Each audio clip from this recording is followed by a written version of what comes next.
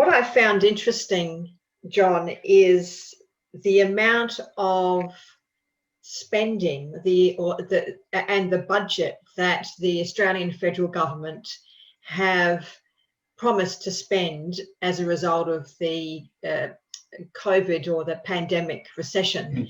And it's something like around the 500 billion mark. 110 billion of that is to construction. And then there's, they're big numbers. There are lots of zeros there. And then even, I read the other day that the Reserve Bank of Australia are buying 100 billion of government bonds between December 2020 and June 2021. And again, it seems to be a lot of money flowing within the system.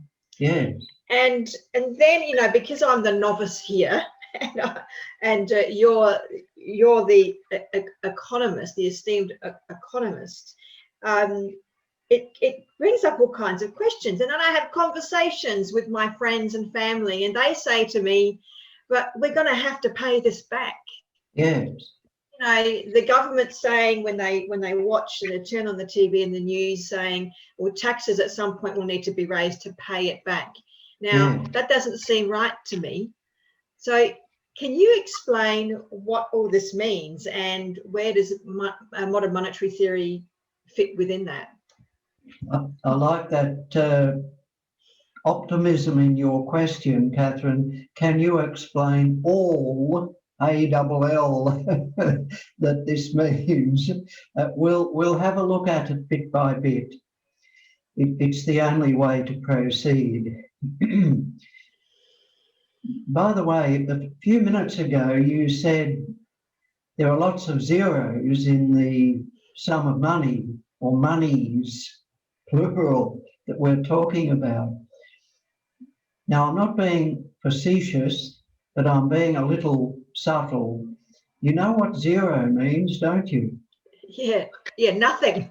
Nothing. Well, in a sense. Boom. Yes, zero. And if you want to make the number 10 into 100, you don't have to work 10 times as hard. You simply put a zero on the end of 10, and so on.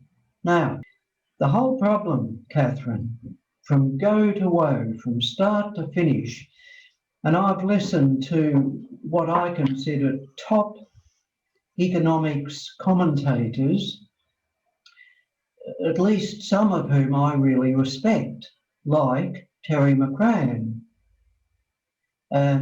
He's had a lifetime in the industry. He's a thinker.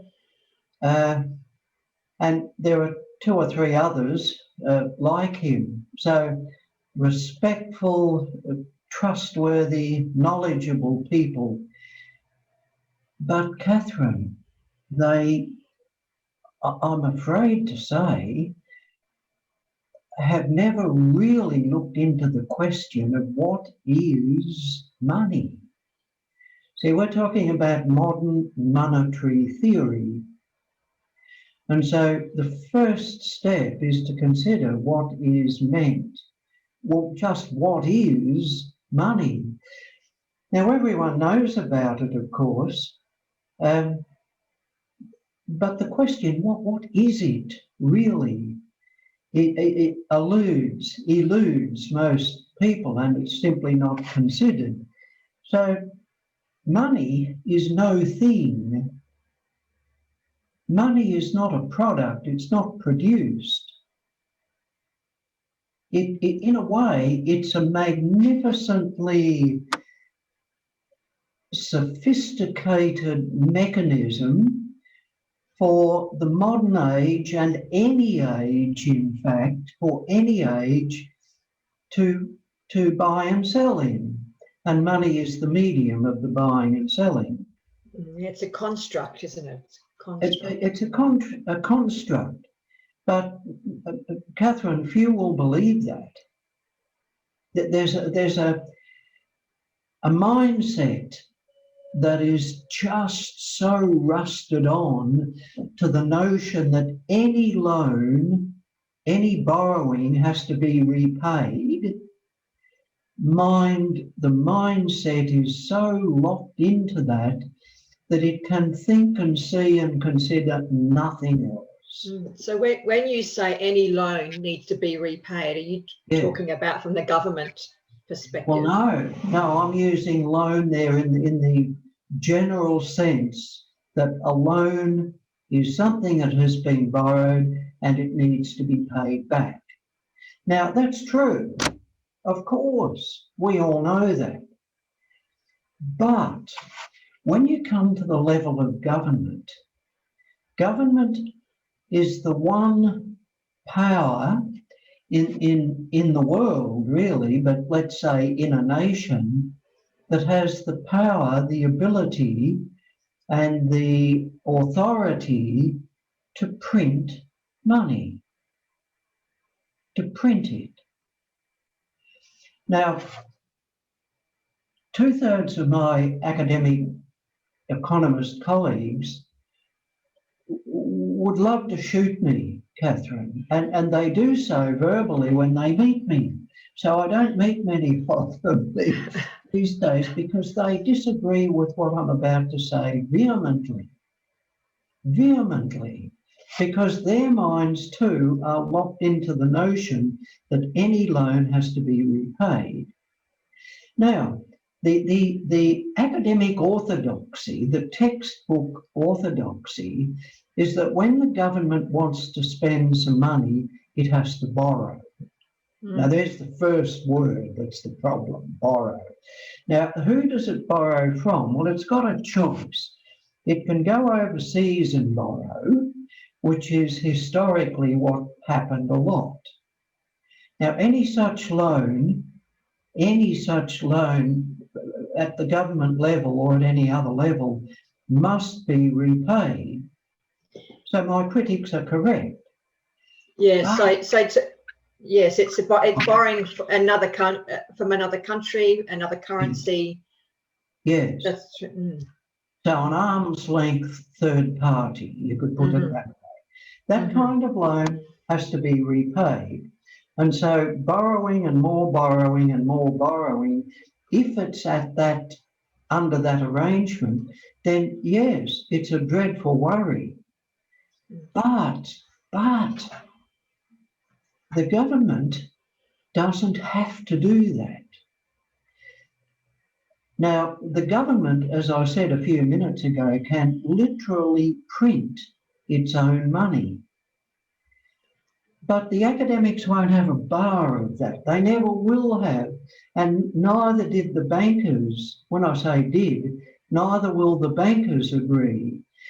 Mind you, Catherine, alert your listeners, your viewers to this video, when we finish here, for them to go away and start looking up one or two papers that have come out of the Bank of England. The Bank of England, who are now saying, yes, we do print money. Yes. Yes. I am aware of that. When you say print, you mean create. Create. Is that right? Yes. Well, yes, create. Yes. But how they create it we'll come to in a minute. Now, as I say, Catherine, the academics and most bankers won't have a bar of that. They think I'm from another planet. So what they've done, when I say they, I sound a little bit as though I'm having a go or targeting. I'm just trying to explain what's happened. There's this invention called the Reserve Bank of Australia. And in theory, it's at arm's length from the government. Well, that's rubbish. It's not at arm's length at all. It is the government. But it's not called that for convenience. It's called the Reserve Bank. Now, when the government wants to find some money, apart from taxation. When the government needs some money, the academic orthodoxy is that the government goes to the Reserve Bank, this big third-party independent institution, which it is not. It and the government are intertwined. Yes. Closer than a mother and her newborn child, as close as the mother and the child are prior to the physical birth of the child. You get what I mean? One of the same. They're one and the same. One of the same. But the academic jargon is that the government borrows from the Reserve Bank. Now that language sounds highly respectable and people trust it. So the government does borrow from the Reserve Bank. Now that loan does have to be repaid like any other loan, but when it's repaid, Catherine, who is paying whom? The government is paying back itself. Now that's the fact. And for those who don't agree with this, read the Bank of England. If we could have had discourse with Abraham Lincoln, he would be saying exactly as I'm saying now. Yes, because this is not a new thing. This creation of credit, creation of money between a Reserve Bank and a government, and the government selling to the Reserve Bank buying from the government, and they're all one of the same. It's not a new thing. Oh. And as you said, the Bank of England, and I do know those papers that you're talking about, and I will get those links and add them for our viewers to easily access.